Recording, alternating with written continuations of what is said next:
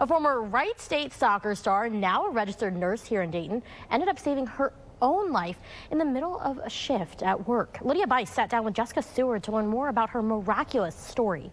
I started having like chest pain and I kind of just like brushed it off and I was like, oh, like it's nothing to worry about. And one of my coworkers was like, you should probably get that checked out. And I was like, no, it's fine. Jessica Seward, a now registered nurse in the Miami Valley, told me that she had chest pains off and on when she was a soccer star at Wright State University.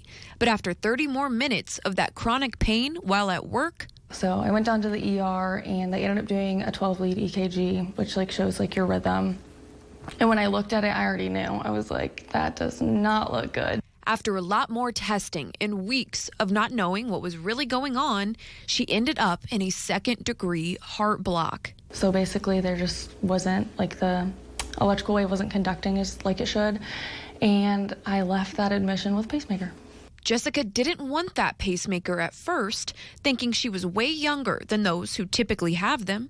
However, Dr. Robert Kowal says it's a great thing that she changed her mind. First off, she was right? Most people who get a pacemaker are older. In her case, she actually did need a pacemaker. And if you do need one, patients can really get a big benefit in their quality of life if they get it. So even if they're young, if they really need one, don't avoid it. The former soccer star never imagined that she would end up relating to the patients that she takes care of every day in the cardiac ICU.